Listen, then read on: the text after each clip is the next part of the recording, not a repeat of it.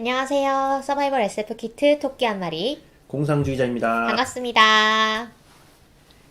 네, 저희 오늘은 이벤트 방송이죠. 네. 그래서 오늘 따끈따끈한 신작, 배명훈 작가의 미래, 과거, 시제를 소개하는 방송을 해볼까 합니다. 북하우스에서 챗도 후원을 해주셨고요. 저희가 그래서, 트위터 RT, 그 다음에 지금 이 라이브를 보고 계신 분들이, 이제 스크린샷을 찍어서 SNS, 페이스북이나 인스타그램이나 트위터에 올리시면 저희가 추첨해서 총 5권을 책을 선물로 드립니다. 그래서 저희가 오늘 선물로 이 책을 드리기 때문에, 그리고 나온 지 얼마 안 된 책이기 때문에, 스포일러를 안 할 거예요.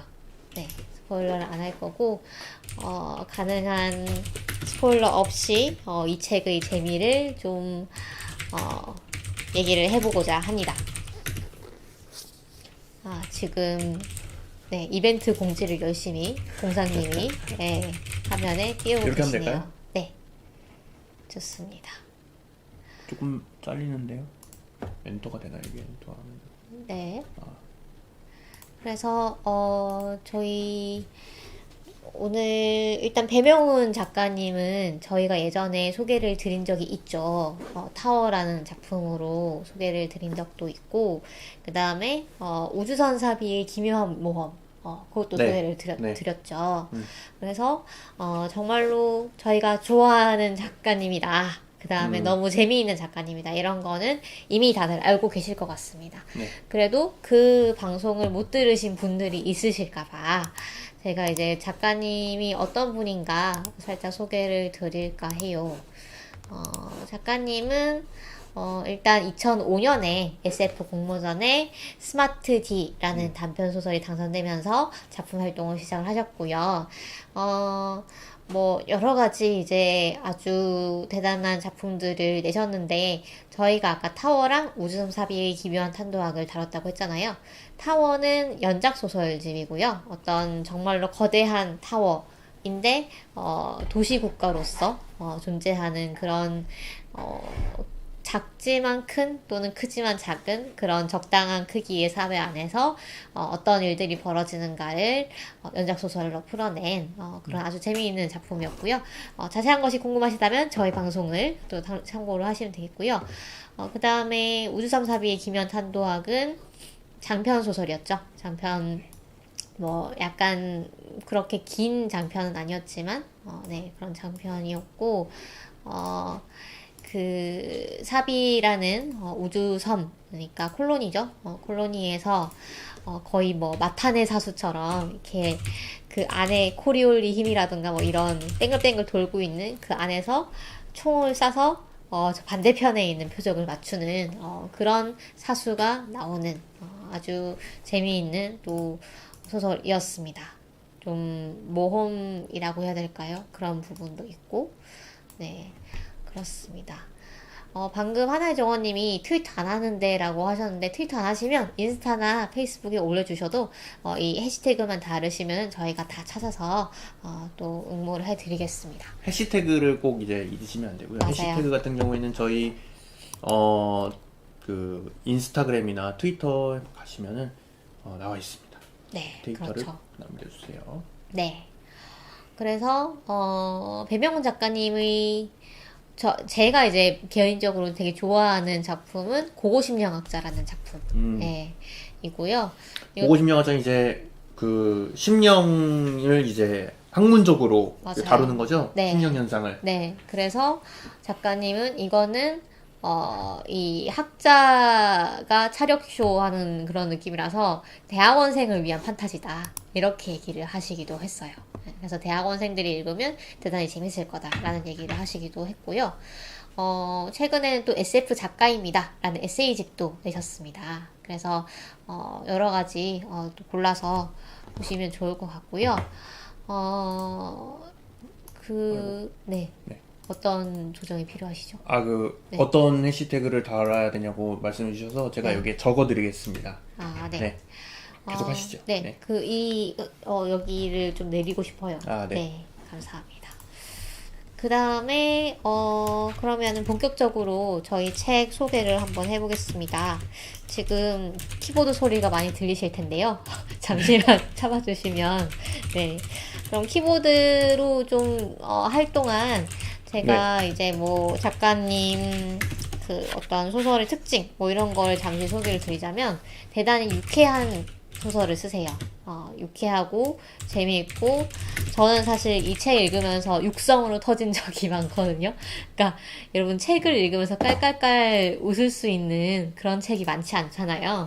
뭐 예능을 보면서는 깔깔깔 하시겠지만 네, 그 책을 보면서 막 이렇게 배를 잡고 웃으시는 그런 경험은 많지 않으실 텐데, 정말 이 책을 읽으면은 그럴 수 있습니다. 그 정도로 아주 웃긴, 내용들이 많고요. 정말 좀 촌철살인이라고 할까요? 네. 그런, 대목들이 많아가지고, 너무 읽는 재미가 있는, 제가 사실 그런 뭔가 읽는 것 자체가, 쾌락이 되는, 그런 작가는 정세랑 작가? 그리고 또 배명훈 작가. 그 정도 그 두 분 정도가 아닐까라는 생각도 듭니다. 그래서 만약에 그 정세랑 작가님 책 좋아하시면 분명히 배명훈 작가님 책도 좋아하실 것 같아요. 그리고, 그래서 이 유쾌한 그런, 문체에 대해서 배명훈 작가님께서, 이런 얘기를 하셨어요. 이 현대 한국 문학을 보면은 진지한 작품이 너무 많다. 근데 유쾌한 작품은 되게 적은 것 같다. 라고 하시면서, 내가 그 어떤 유쾌한 쪽을 좀, 담당을 하고 싶다. 라고 또 하셨습니다. 더 열심히 써야겠구나라는 얘기도 하셨고요. 그 다음에 배명훈 작가님 책에 꼭 등장하는, 자주 등장하는 여성 인물들이 있습니다. 대표적인 게 이제 김은경이라는 캐릭터인데요. 동일한 캐릭터는 아니고요. 그냥 이름만 같은, 동명이인 같은 캐릭터인데, 작가님이 이제 이름이 잘 떠오르지 않을 때, 이 은경이라는 이름을 쓴다. 이렇게 얘기를 하시기도 했어요. 그러면은 본격적으로 이 책 소개해 드릴 텐데요. 단편집입니다. 단편집이어서 여기 이 표지를 보시면 표지가 상당히 이쁘죠. 네, 표지가 그 어떤 책의 그런 이야기들을 또 막 담고 있어요. 자세히 보시면. 그렇군요. 자세히 보시면 예를 들면 막 가운데 있는 게 이제 미래 과거 시제 표제작이네요. 그렇죠, 그렇죠. 표제작이고 그 다음에 뭐 접히는 신인가? 그런 게 그쵸. 이 종이접기 막 이런 게 나오니까 접히는 신들 뭐 이런 거 얘기도 있는 것 같고. 요게 그거네요. 요 인도 그 신이잖아요. 네, 시바신. 네, 시바신 네, 뭐 그렇죠. 하고, 네. 네, 네. 그다음에 요게 그 외계인 나오는 거. 외계인, 그러네요. 네. 그 롯데타워에 네, 외계인 우주선 착륙한 거. 그 다음에 요게 마지막 작품이고요. 그죠. 알람이 울리면 네, 이게 알람이 이제 울리면. 아이스링크 장면이 여기가 있고요. 네. 그 다음에 요 위에는 뭔지 아시겠어요? 위에요. 네, 맨 위에. 글쎄요. 이 책 뭔가 도서관 같은 게 나오는데 네, 이거 그거 아닐까요? 그 네. 차카타파의 열망으로 아닐까요? 그렇겠네요. 네. 음. 차카타파의 열망으로랑 그 다음에 요 근처에 이렇게 네. 종이접기가 있는 건 접히는 신들에서 나온 것 같고 여기 트랙을 돌고 있는 달리고 있는 사람이 보이실 거예요. 이거는 이제 네, 그 절반의 존재, 음. 라는 작품에서, 나온 그림인 것 같습니다. 그래서 밑에 고래는 그건가 봐요. 첫 번째 작품. 첫 번째 작품, 수요곡선의 수호자. 네, 그렇겠네요. 정말 알뜰하게 이 네, 공간을 저는 쓰셔가지고. 만다라 느낌도 난다고 하셨는데 컨텐터님이 저도 네. 그 불교 그림 그런 건 줄 알았어요. 그러네요. 그래서 이 표지 그림을 최지수 작가님이 그리셨거든요. 이분이 이제 타워의 영문판 소설의 표지도 그리셨는데 그것도 대단히 이런 느낌으로 아주 멋지게 그리셨고요. 그래서 그 안에 내용을 읽고 이걸 표지를 보시면 더 재미있을 것 같다라는 생각이 듭니다. 그래서 내용을 본격적으로 얘기를 해보면요. 네. 여기 차례를 보시면, 실려있는 작품들이 수요곡선의 수호자, 네, 차카타파의 열망으로 미래 과거 시제 접히는 신들, 인류의 대변자, 임시조종사, 홈 어웨이, 절반의 존재, 알람이 울리면 이렇게 둘에 여섯 아홉 작품. 아홉 작품이 실려 있네요. 근데 이 아홉 작품이 뭐 어떤 시기적으로 대단히 많이 연결이 되는 작품은 아니에요. 그래서 뭐 앞에서부터 예를 들면은 시간 순서대로 실려 있다거나 그런 것도 아니고, 그 다음에 한 7년 동안 에 발표한 단편들을 모아놓은 건데, 그 단편을 다 모은 것도 아니라고 해요. 그 엄선하셔가지고 작가님이 꼭 이거는 소개하고 싶다. 이게 보통 이제 단편이 예를 들면 뭐 서울국제도서전에서 리미티드 에디션으로 배포한 책자에 실린 단편도 있고요. 네. 뭐 아니면 한겨레에 실린 단편도 있고, 뭐 아니면은 뭐 그 제가 아까 말씀드렸는데 그 SF2021이라고 해가지고 판타지 오디세이라고 하는 전시에 쓰였던 작품도 있고요. 그래서 아주 여러 가지가 있기 때문에 이거를 다 이제 한 사람이 다 이제 찾아가지고 우연히 마주쳐가지고 읽었을 확률은 되게 적은 거죠. 그래서 작가님이 꼭 읽어줬으면 하는 단편들만 골라가지고 엄선해가지고 모은 책이라고 하고요. 작가님이 당분간 나의 대표작이 될 것이다 라고 이제 호언장담을 하신 그런 아주 뭐라고 할까요? 자부심이 느껴지는 네, 그런 작품들이겠네요. 네. 그래서 여러분들이 이 책을 읽으면 배명훈의 세계를 좀 알 수 있겠다라고 예상을 하시고 읽으셔도 될 만한 그런 책이라고 볼 수 있을 것 같습니다. 그래서 배명훈 작가님이 막 그런 얘기도 하셨어요. 자기는 2005년에 데뷔하셨으면 사실 이제는 중견 작가님이시잖아요. 그런데 아직까지도 내 뭔가 배명훈이라는 이름을 처음 들어봤다라든가 아니면 배명훈 작가님 책을 처음 읽어봤어요라든가 SF를 좋아하는 분들 중에서도 그런 분들이 계속 있으시대요. 그래서 그게 뭐 작가로서는 계속 이제 새로운 팬들이 생긴다는 거니까 뭐 그렇게 이렇게 뭐 서글프거나 이러지는 않는데 그래도 더 열심히 써야겠다. 계속 써야겠다. 라는 그런 생각도 드신다고 해요. 그래서 제가 얼마 전에 또 막 어디서 우연히 봤는데 작가가 책을 하나 내면 이전 작들도 출간 매출이 판매율이 올라간대요. 올라가는군요. 네. 그러니까 책을 내는 게 사실은 제일 좋은 홍보 수단인 거죠. 네.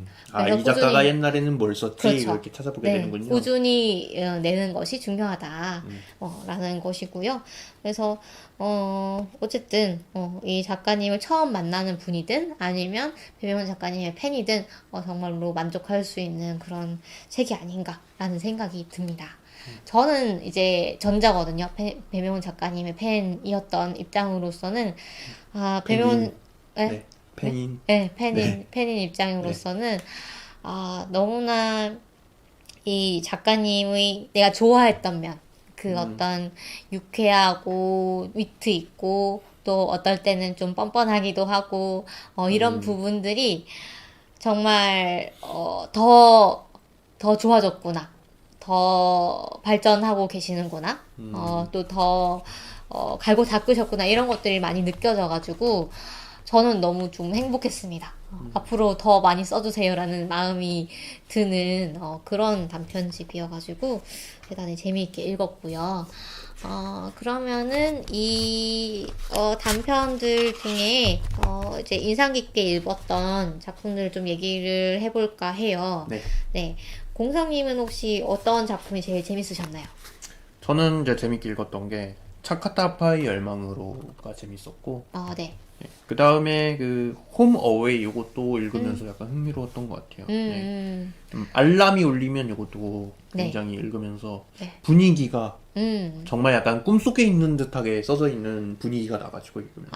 저는 이거를 그 전시에 가서 읽었거든요. 네. 전시에 가면 어떻게 돼 있냐면 QR코드가 있고 그 QR을 찍어서 폰으로 이렇게 보면서 이렇게 그 헤드폰을 쓰게 돼 있어요. 헤드폰을 쓰면 한 8분 정도 되는 음악이 재생이 되거든요. 그러니까 이 음악이 이 작품을 보고 또 이제 작곡을 보고였는지 아니면 공통적인 이 주제를 가지고 했는지는 기억이 잘 안 나는데 어쨌든 이게 연결이 되는 그런 음악이었던 거예요.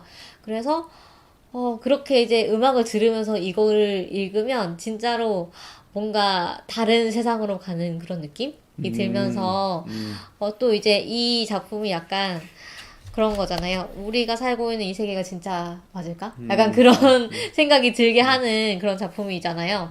그래서 꿈속의 일회 이런 네, 거. 그래서 약간 내가 지금 약간 이상한 세상에 와 있는 건 아닐까? 내가 꿈속에 내 미친 과학자가 이건 다 시뮬레이션이 아닐까? 네. 약간 뭐 저는 이런 걸 읽을 때 그게 생각나기도 하거든요. 1Q84? 무라카미 하루키의 1Q84에 보면은 어떤 통로를 통해서 가면은 뭔가 세상이 뒤집힌 세상이 나와요. 그러니까 원래는 뭐 예를 들면 어떤 사진이 뭐 이렇게 정방향으로 돼 있었는데 역방향으로 되어 있는 그런 세계로 건너갈 수가 있거든요. 그렇지만 다른 이제 거는 똑같고 시간도 똑같이 흘러가고 그런데 이런 작품을 보면은 좀 그런 느낌도 들기도 하고 어쨌든 저도 대단히 재미있게 읽었습니다. 그럼 제일 재미있게 읽으셨던 차카타파의 열망으로가 어떤 작품인지 한번 좀 네. 스포가 안 되는 선에서 소개를 해주실까요? 요 작품은 이제 네. 미래의 한국을 배경으로 하고 있는데 그렇죠. 두 가지 설정이 이제 겹쳐서 나온다고 보시면 되는데요. 첫 번째는 이제 우리가 과거의 작품에 대해서 항상 뭐 공부를 하거나 뭐 연구를 하거나 과거의 어떤 사건에 대해서 공부를 하다 보면은 현재를 기준으로 생각하는 경우가 있단 말이에요. 그렇죠. 예를 들어 이제 대표적인 게 뭐였죠? 그 설렁탕을 사왔는데 왜 먹지를 못해? 그 작품이 뭐였죠? 운수 좋은 날이요? 네, 운수 좋은 날. 운수 좋은 날 같은 걸 이제 읽을 때 사실은 그 당대의 시대상이나 그 당대 사회가 이 작품에 들어있기 때문에 작가가 사실은 그 시대상 안에서 그 작품을 쓰고 있기 때문에 영향을 받을 수밖에 없잖아요. 그렇죠. 근데 그런 것들을 이제 무시하고 현재 시각에서 그거를 이제 판단하는 경우가 있단 말이죠. 네. 그래가지고 여기 이 작품에서는 시간적으로 분리돼가지고 과거의 작품을 이제 뭐 과거의 사건이나 작품을 이해할 수 있는 그런 특수한 공간이 존재합니다. 그게 이제 역사 실습실이라고 하던가요? 네. 네, 역사 실습실이라고 하는 공간에서 현재하고 분리가 돼가지고 시간적으로 분리가 돼가지고 과거의 작품을 뭔가 이해한다거나 과거의 사건을 이해하는 그런 공간이라는 게 있어가지고 역사학자가 되려면은 박사학위 졸업을 하려면은 여기서 한 달간 머무르면서 이제 어떤 연구를 해야 되는 그런 공간이 하나가 나와요. 이게 네, 이제 격리 실습실이네요. 격리 실습실. 네, 네. 그래서 실제로 뭔가가 뭐 예를 들면 판타지적으로 뭔가가 이제 막이 있고 그런 건 아니지만 그냥 여기에 들어가면은 감금되는 거죠, 그러니까 셀프 감금을 해서 약간 왜 수능 시험 만드는 선생님들이 딱 진짜 그 어떤 만드는 공간에 gat혀가지고 한 달 동안 막 이렇게 시험을 만드시는 것처럼 이 주인공도 그런 역사학도라면은 그런 격리 실습실에 몇 개월이었죠? 한 몇 개월 정도 한 달인가? 네, 네, 그 정도는 들어갔다 와야 된다. 들어가서 뭔가 소논문을 써야 된다라는 규칙이 있는 거죠. 이제 네. 현대의 어떤 뭐 미디어 이런 거 이제 차단을 시키는 거죠, 이 사람을. 네, 현대의 미디어와 바깥의 풍경과 그러니까 이때는 22세기거든요. 그래서 22세기스러운 바깥 풍경이 보이면 몰입이 깨지는 거죠. 그래서 그렇죠. 나는 이제 21세기에 있다 이런 거를 이제 계속 좀 느끼게 하기 위해서 이런 것들 자기 암시 이렇게 하기 위해서. 네. 그래서 문득 어드미님이 왠지 흔한 대학원에 격리된 대학원생 같아서 슬프네요. 현실이었네요. 그렇죠. 대학원생도 진짜 대학원 안에 격리되어 있다 보면 바깥 세상이 어떻게 흐르는가 이런 거를 모르고 지나가기도 하죠. 그래서 이 책을 보면은 좀 처음에는 오타인가? 라는 생각을 많이 하실 거예요. 네. 두 번째 설정에 대해서 이제 말씀을 드려야 되는 거죠. 네. 이 코로나 시대에 우리가 마스크를 쓰고 지금은 마스크 해제가 됐지만 코로나 이 시국이 계속 연장이 돼가지고 미래에는 침을 튀는 발음을 하는 게 굉장히 좀 불쾌하다, 불결하다 이렇게 그쵸. 인식이 돼가지고 뭔가 예의 없는 행동이고 상대에 피해를 주는 행동이고 그렇다는 인식이 아주 오랜 시간. 네, 네. 견고해졌죠. 네. 네, 견고해져서 결국은 어떻게 됐나요? 그래가지고 네. 파열음을 발음하지 않는 이제 세상이 된 거죠. 그래서 네. 표기법도 서서히 변해가지고 뭐 예를 들어 우리 지금도 그렇잖아요. 언어라는 게 계속 변화를 하다 보니까 그렇죠. 그 무우라는 그 단어도 보면은 원래는 이제 표준어였는데 네. 지금 무우로 바뀌었잖아요. 아, 그런가요? 네. 어. 옛날에 한 몇십 년 전만 해도 무우가 이제 표준어였는데 네. 무우가 이제 사투리고 근데 무우가 표준어로 채택이 됐고 짜장면 같은 짜장면도 경우도 그렇죠. 그렇고 원래 자장면이었잖아요. 네, 네. 그 외에도 뭐 짜잘하게 여러 가지 변하고 있는 걸로 아는데 이 세계에서는 이제 파열음이라는 게 존재하지 않게 돼가지고 예를 네. 들어 뭐 첫 번째 두 번째 단락의 첫 번째 문장만 읽어보면은 복잡하게 이야기했지만 사실 뭐 격리실습실이란 사실 도서관처럼 생긴 문서고다 이렇게 써져 있습니다. 그렇죠. 네. 복잡하게라고 하면 복잡하게라고 되니까 그래서 파하면서 네, 침이 침이 튀기 튀니까. 때문에 복잡하게라고 복잡하게. 쓴 거고요. 도서관처럼 하면 안 되고 도서관처럼. 그래서 하나의 정원님이 햇음이다가 생각난다고 하시네요. 그러네요. 그래서 그리고 뭐 네. 컴퓨터도 컴퓨터 그렇죠. 컴퓨터 이렇게 네. 발음하고요. 한 학기 코스가 아니고 한 학기 고스, 뭐 스포츠가 아니고 스포츠, 뭐 이렇게. 그래서 이거를 소리내서 읽다 보면 좀 답답해요. 답답한 네. 느낌이 뭔가 이 해소되지 않는 그런 기분이 들기도 합니다. 네, 그런데 이제 이 실습실에 배우가 찾아오죠. 네, 배우가 찾아오는데 배우가 뭐 왜 거기에 왔겠습니까? 이제 과거에 사람들이 어떻게 얘기를 했을까? 왜냐면은 사극의 주인공을 그쵸. 맡았죠. 사극의 네, 주인공을 맡아서 과거의 어떤 일, 뭐 과거에 했던 말들 통촉하여 주시옵소서 뭐 이런 걸 얘기를 해야 되는 거잖아요. 그런 것들을 이제 공부를 하기 위해서 어떤 배우가 여기 찾아오게 되는데 그 배우하고 어떤 사건이 벌어지는 그런 네. 이야기라고 말씀드릴 수 있을 것 같아요. 그래서 이제 그 배우 이름이 서한지인데 한지가 이 사극 비디오를 보면서 통촉하여 주시옵소서 이거를 따라하는 거를 보고 주인공이 엄청 감탄을 하죠. 어쩌면 저렇게 억울하게 들리는 저런 말이 있는가. 그 다음에 저게 진짜 침이 많이 튀지만 저 배우는 얼마나 저거를 실감나게 따라하는가 이런 걸 보고 다 감탄을 하기도 합니다. 약간 네. 왜 우리의 말 단어에 네. 발음에 의미가 들어있다 이런 이제 뭐라 그러죠? 부바키키. 부바키키가 이제 네. 둥그런 거랑 뾰족한 거 두 개 주고 둘 중 하나가 부바고 하나가 키키인데 네. 어느 게 부바이고 어느 게 키키라고 생각하냐. 아. 요런 이제 그걸 이제 언어학자들이 연구를 한 게 있어요. 이 오. 언어 발음이라는 것이 네. 어떤 의미와 연관이 되어 있다.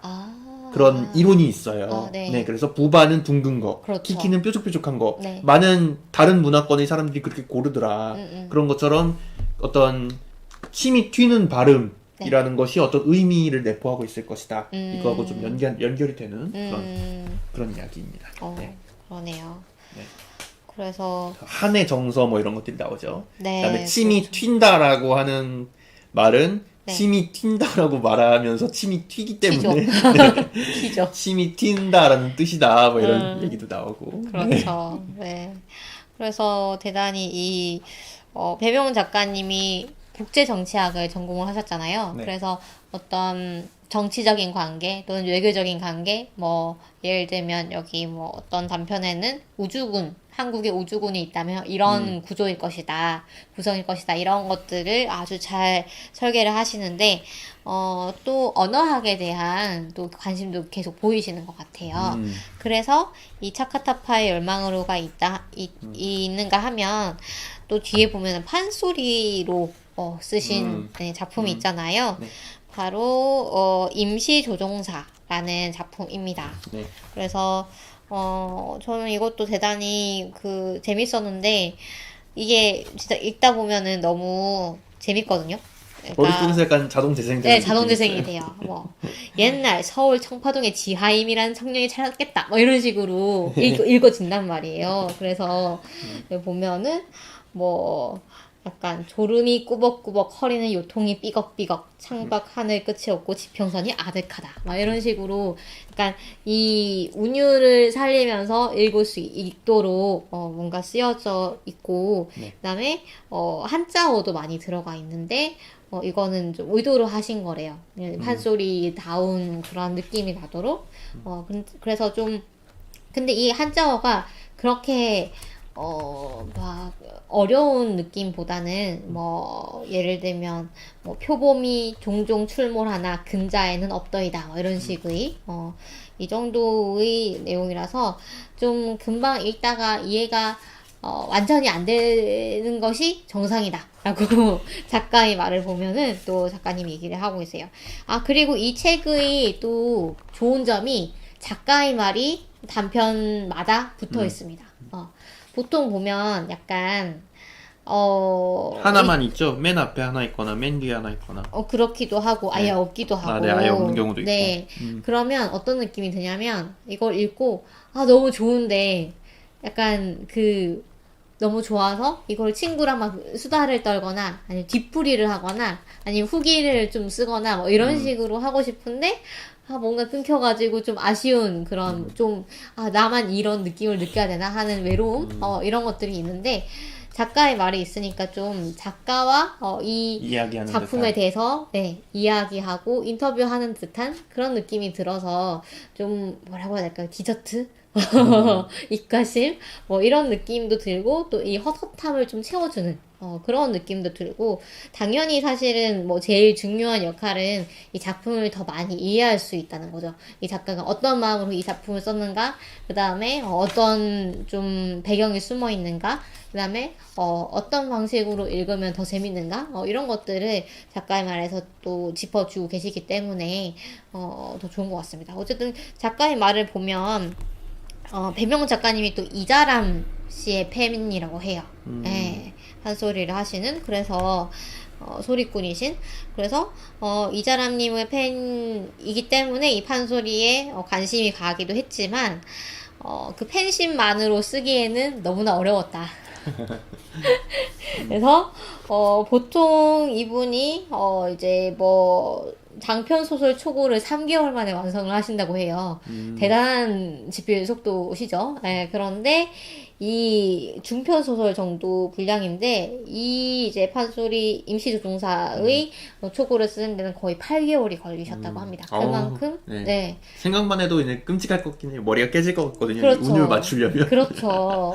그래서 그냥 쓰는 걸로 되는 게 아니잖아요. 네. 이거는. 네. 그래서 이게 운율만 처음엔 따올 생각이었는데 이 장단 자체가 운율이라서 할 수 없이 장단도 공부를 하고 막 장단을 표시하기도 하고 그쵸. 이러면서 쓰셨다고 합니다. 네.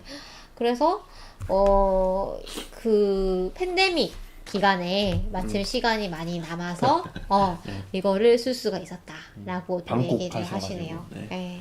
그만큼 뭐 배명훈 작가님 인터뷰 찾아보시면 아시겠지만 이 작품에 대한 애정이 어마어마합니다. 그만큼 공을 들였기 때문에 더 많이 읽어줬으면 좋겠다라는 얘기를 하셨고요. 이 작품이 처음에는 그 오늘의 SF라는 그 잡지에 실렸었어요. 그래서 저는 그때 읽었었는데 그때도 정말 이 배명훈이라는 작가 어디까지 갈 것인가 정말 미쳤다 이런 생각이 들었는데 너무 멋있어요. 멋있고 진짜 그 원래 이제 판소리의 그 미덕이도 해학 뭐 이런 데 있지 않습니까? 그래서 정말로 또 깔깔깔깔 웃으면서 읽을 수 있는 내용이기도 해요. 내용 얘기를 안 했네요. 내용은 뭐냐면 지하임이라는 청년이 로봇 조종술을 익혀서 네, 30 넘어까지 막 공부를 해서 로봇 조종술을 익혔는데 세상 천지의 로봇이 한 10대밖에 없어가지고 아주 레드오션이었다. 그런데 다행히 어느 날 이제 채용 통지가 왔다. 그래서 이 산골 깊숙이 숨어있는 어떤 로봇 기지로 이제 채용이 돼가지고 가는 것부터 시작하는 나중에는 로봇을 조정하고 싸우는 이런 내용입니다. 네. 그래서 정말 부분은 약간 그 고등학교 때 있던 그 허생전? 네, 약간 그런 느낌도 나는. 그렇죠. 네. 그래서 이 소설은 정말 직접 읽어보신 소리 내서 읽으면서 읽어보시는 것도 좀 추천드려요. 대단히 재밌으실 겁니다. 재밌어요. 웃겨요. 네, 진짜 네. 웃기고 중간중간에 이렇게 네. 굉장히 유머러스한 그런 맞아요. 예, 네. 지점도 많고. 네. 그리고 저는 사실 제일 웃겼던 거는 인류의 대변자? 인류의 대변자가 제일 네. 웃겼는데 너무 그 우리 이야기 같은 그런 그래서 이거는 네. 북토크에서도 얘기를 하셨기 때문에 약간 스포를 해도 될까요? 뭐 네. 그러시죠. 네.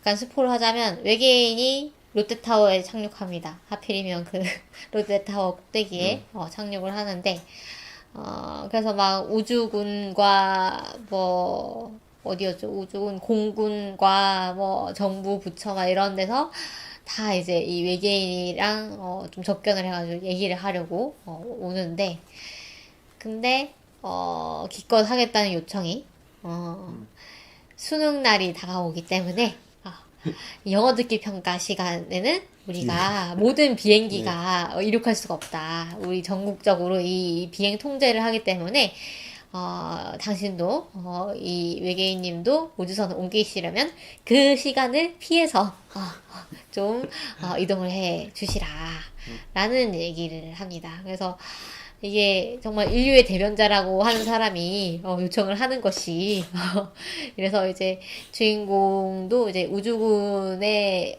소속으로서 이 요청을 하러 왔는데 그것도 너무 이제 부끄러운 거죠. 부끄럽고 민망하지만 그래도 이제 하게 되는 내용인데 여기서 저는 그런 부분도 웃겼어요. 여기 보면은 이거 나오잖아요.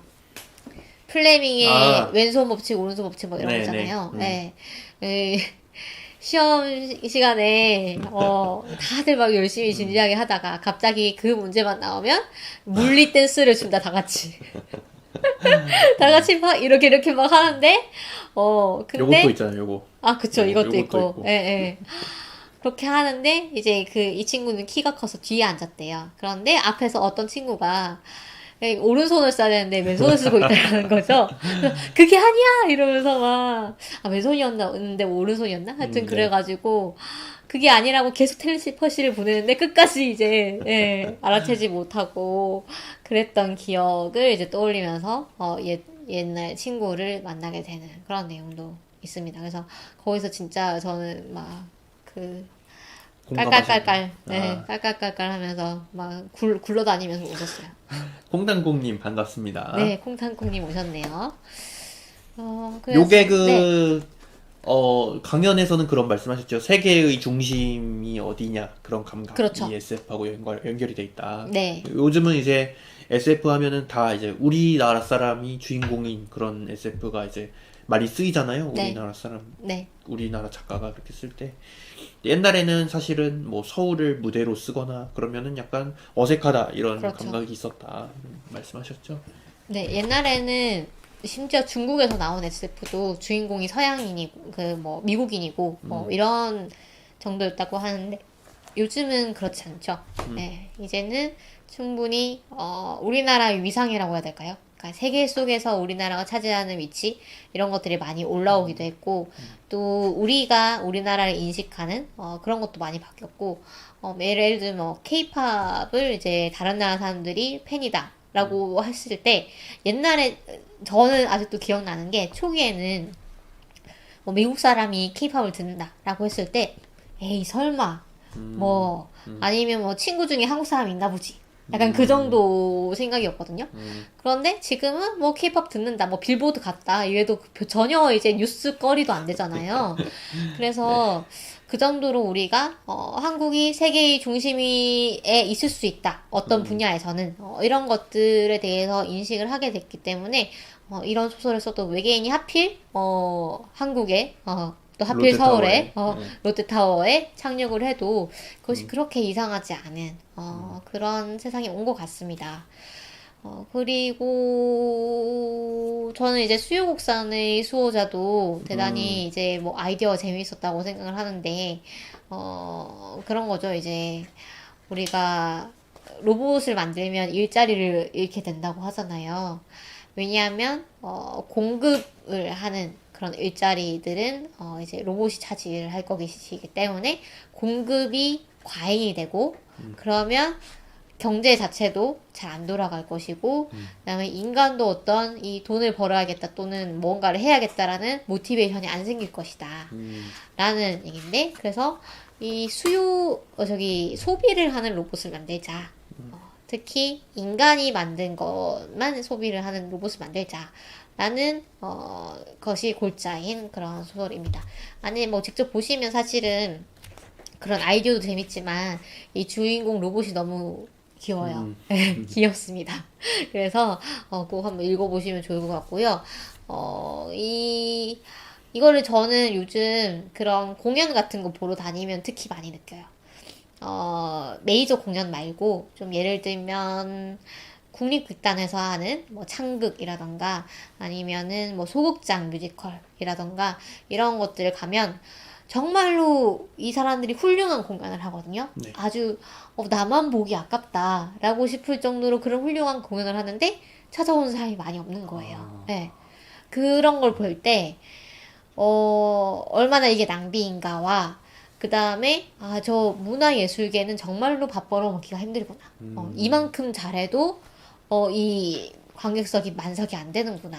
라는 거를 많이 느껴서 정말 그런 어떤 예술을 소비를 해주는 로봇이 있다면 이 사람들이 훨씬 이 굶을 걱정 없이, 밥 걱정 없이 계속 어떤 훌륭한 가치를 만들어낼 수가 있잖아요.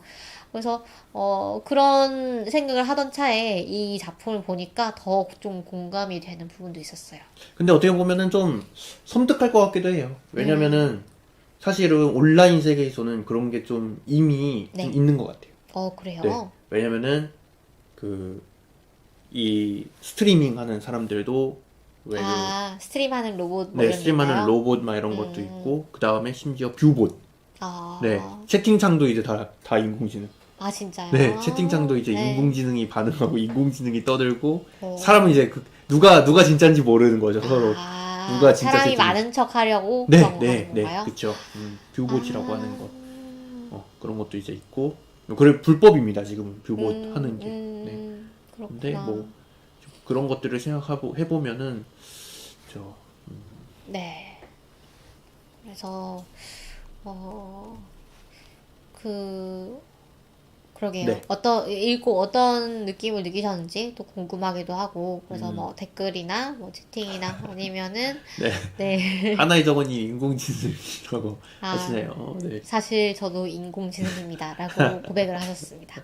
근데 인공지능은 절대 저런 말 안 할 것 같지 않아요? 그런가요? 그러니까 그 챗GPT도 약간 네. 그런 식으로 나는 물으면 로봇이 아니다. 막 이렇게. 좀 그러니까 인간이 그렇게 설정을 했다면 사람인 척 해라라고 했다면 굳이 저렇게 장치를 밝히지는 않을 것 같긴 합니다. 네. 네. 그래서 속임수일 수도 있죠. 네. 그럴 수 있죠. 라고 생각하는 것을 라고 예측해서. 그런 너의 반응을 예측하여. 그럴 수 있죠.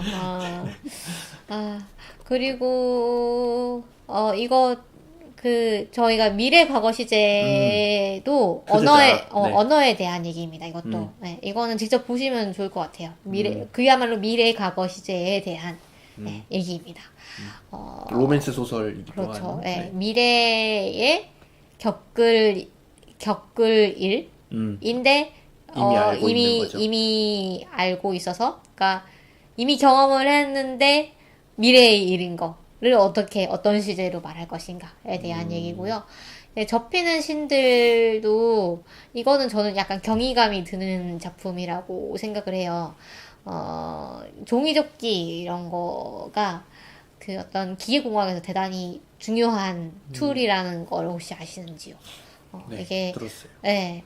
예를 들면 우리가 인공위성 같은 거 보낼 때 우리 이번에 그 제임스 웹 그 망원경 같은 거 보낼 때도 엄청 커다란 걸 보내야 되는데 그 커다란 걸 보내기는 연료가 너무 많이 든다거나 아니면 이 대기권에서 마찰이 너무 많이 일어난다거나 그런 문제가 있는 거예요. 그래서 다 차곡차곡 접어서 그걸 이제 압축해가지고 딱 실어가지고 올린 다음에 대기권을 벗어나서 우주 공간에서 그걸 펼치는 거죠. 펼치면 예를 들면 태양열이 이렇게 받아가지고 열에 의해서 자동으로 펴지기도 하고 아니면은 뭔가 이제 장치를 하기도 하는 것 같은데 그러면은 이 접힌 게 자자자자 이렇게 펴지면서 결국은 완성이 되는 그런 식으로 많이 이제 이 종이 접기가 쓰입니다. 오리가미라고 하죠. 그래서 이 종이 접기를 연구를 하는 천재 인물이 나오고 그 천재의 친구인 또 친구가 나오고 그래서 이 종이 접기가 사실은 또 뭔가 거대한 비밀과 연결이 되어 있다라는 거를 얘기를 하는 내용이고요. 저는 이거- 그거 네, 좀 생각났어요. 그 접는 도시. 저도요. 네, 하우징팡의 접는 네, 도시. 하우징팡의 접는 도시도 생각이 나고 왜냐하면 여기 보면은 공간을 상당히 알뜰히 써야 되는 이 우주선의 얘기가 나오거든요. 예를 들면 이제 화성까지 이제 장기로 이제 그 완행으로 간다고 했을 때 우주선의 이 공간은 상당히 비싸잖아요. 비싸기 때문에 작은 공간 안에 차곡차곡 이렇게 뭐 침대도 접을 수 있고 책상도 접을 수 있고 이런 식으로 뭔가 아주 좁은 원룸에 사는 것처럼 그렇게 가야 되는 부분이 있어서 그런 부분과 그다음에 이 종이접기라는 이 행위의 그런 특징 같은 것들이 겹쳐지면서 더 재밌어지는. 그 다음에 이게 제가 봤을 때는 크루즈선에서의 경험을 좀 녹여 넣으신 것 같아요. 작가님이. 왜냐하면 저도 크루즈를 타봤기 때문에, 네. 네. 그게 보이더라고요. 예를 들면, 객실이 되게 좁고요. 크루즈도 객실이 좁은 편이고, 소방훈련을 합니다. 정기적으로. 그러면은 어디에 모이세요 하면은 이 구역에 있는 사람들은 어디에 모이세요 하면은 그 구역에 반드시 가야 돼요. 가서 출석 체크를 하고 그럼 자해산 이렇게 해가지고 네. 그런 소방훈련 실제로 하거든요. 그 다음에 여기 이 접히는 신들에도 그런 게 나와가지고 네. 그래서 그게 재밌었죠. 네. 뭐 몇 등석 이런 거마다 또 방 크기가 다르고 그렇게 되는 건가요? 그렇죠. 당연히. 네, 돈을 많이 내면은 발코니가 있는, 그러니까 바퀴 보이는 그런 객실을 잡을 수 있고, 적게 내면 싼 객실은 완전히 사방이 벽인 그런 객실이고요. 네, 그런 식으로 이루어져 있습니다. 네, 그래서 저희 시간이 벌써 많이 됐어요. 네. 그래서 좀 뒤에 얘기를 하자면 이제 작가님 추천사를 엄청 많은 분들이 써주셨거든요. 네. 네, 곽재식 작가님, 뭐 김겨울 여기 책 작가님, 날개 이렇게 쫙 그렇죠. 써져 있습니다. 네. 그리고 보시면 김초엽 작가님, 그 다음에 이다혜 작가님, 정보라 작가님, 정사량 작가님, 정소연 작가님. 가장 유명한 이 작가님들, 정보라 작가님, 정세랑 작가님, 정소연 작가님. 네. 정시 작가님들 네. 세 분. 네. 이분들 약간 헷갈리시는 분들도 계시더라고요. 근데 네. 작품을 읽어보시면 전혀 이제 헷갈릴 만큼 이제 느낌이 전혀 다르잖아요, 닮은 그런 분들은 아닌데, 네, 정씨다 보니까. 네, 이분들이 다 이렇게 하나같이 입을 모아서 추천한 그런 작품입니다. 그래서 여러분들 읽으셔도 정말 너무 행복한 시간을 보내실 수 있지 않을까라는 생각이 들고요. 그 다음에 작가님 본인도 글을 쓸수록 글이 계속 좋아지고 있다. 스스로가 좋아지고 있다라고 느끼고 계시다고 해요. 그래서 예전에 작가님 책을 보고 재밌으셨던 분들 또는 좀 취향에 맞지 않으셨던 분들도 이번 작품을 한번 보시면 어떨까라는 생각도 들고요. 네. 그렇습니다. 그래서 저희 한 30분, 40분 정도 방송을 진행을 한 것 같은데 네. 여기서 이제 마무리를 하면 좋을 것 같아요. 네. 저희 이벤트 안내를 다시 한번 드릴게요. 네. 지금 보시는 이 화면을 캡처를 하셔가지고 트위터에 위에 보이시는 저 해시태그를 달아가지고 트위터에 올리셔도 되고 인스타에 올리셔도 되고 페이스북에도 올리셔도 되고 그렇게 올리시면 저희가 추첨을 해서 이 책을 직접 보내드립니다. 그래서 저희가 진짜 선물로 드리고 싶은 책이기도 해요. 제가 만약에 친한 친구에게 책을 선물해 주고 싶다라고 한다면 또 선물을 하고 싶은 책이기도 해요. 왜냐하면 이게 SF에 그렇게 조예가 깊지 않아도 재미있게 읽을 수 있고 그 다음에 이 페이지를 넘기는 게 고통스럽지 않거든요. 대단히 잘 넘어가고 그러면서도 이 문장 하나하나가 정성 들여서 써졌구나 라는 것이 딱 느껴지는 상당히 이제 내가 어떤 그 고급 음식을 먹고 있구나 라는 느낌이 드는 그러면서도 그러면서도 부담스럽지 않은 사실 뭐 고급 레스토랑 가면은 이 음식을 어떻게 느껴야 되는가 막 이런 거에 대해서 막 압박을 느낄 수도 있는데 네. 그냥 그런 느낌은 아니죠. 그런 느낌은 아니고 상당히 편안하게 웃으면서 읽을 수 있는 그러나 아주 맛있는 그런 책이라고 생각을 합니다. 네. 그래서 콘텐츠 애드민님이 이 중에 하나 정도는 님들 취향이 있을 거예요 라고 하셨는데 그 말씀대로 배문 작가님이 상당히 다양한 세계관에 다양한 이야기들이 또 담겨 있는 것 같아요. 여기 보시면 빙글빙글 우주군이라고 해서 또 아주 재미있는 장편 소설이 있거든요. 그 장편 소설에 이제 우주군이 나오거든요. 그 우주군의 설정이 사실은 여기 보면은 이 인류의 대변자 네. 여기에 나오는 설정에서 시작을 한 거였다고 합니다. 작가님이. 그래서 그런 부분들과 연결을 지어가지고 보셔도 그것도 충분히 재미있는 책이기도 하고요. 그래서 저희 책 소개는 여기까지 하도록 하겠습니다. 네. 저희가 후원은 받았지만 진심으로 추천해드리고 싶은 책이니까요.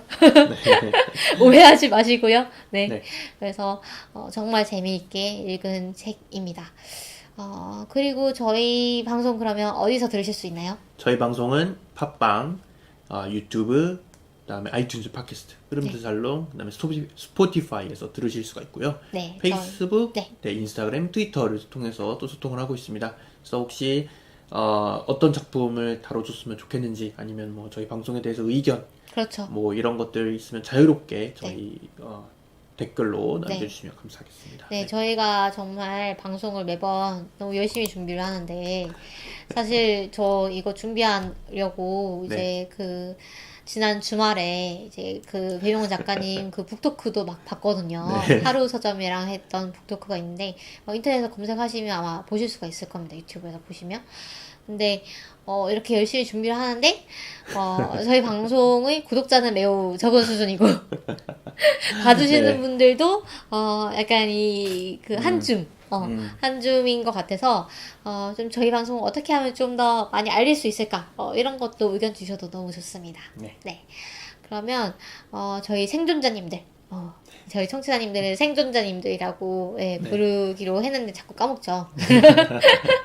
생존자님들 오늘도 너무 오늘 하루도 잘 마무리하셨기를 바라고 지금 여기 채팅창에 수소하셨습니다가 뜨고 있는데 저희가 이제 그 생존자님들이라고 하는 것보다 이게 지금 흥하고 있는 것 같아요. 수소하셨습니다가 네. 새로운 어떤 유행어로. 그 유행어로 네 그래서 수고하셨습니다의 그 오타로 수고하셨습니다라고 나오고 있고요. 달사마님께서 처음 뵙는 분인 것 같은데 좋아요 누르고 가라고 하시네요. 네, 좋아요를 감사합니다. 누르고 가시면 감사한 말씀을 해주셨네요. 네, 좋아요 누르고 가시면 더 좋을 것 같습니다. 그럼 저희 다음 방송에는 뭘 다루죠? 저희 다음 방송에서는 코고나다 감독의 애프터양 다룰 예정이고요. 네. 그래서 애프터양 아마 많이들 보셨을 것 같습니다. 네. 그래서 또 안 보셨다면 그 왓챠에서 보실 수가 있으니까요. 한번 보시고 또 저희 방송 같이 즐겨주셔도 좋을 것 같습니다. 그러면 여러분 다음 주에 또 만나보도록 하겠습니다. 다음 주에 만나요.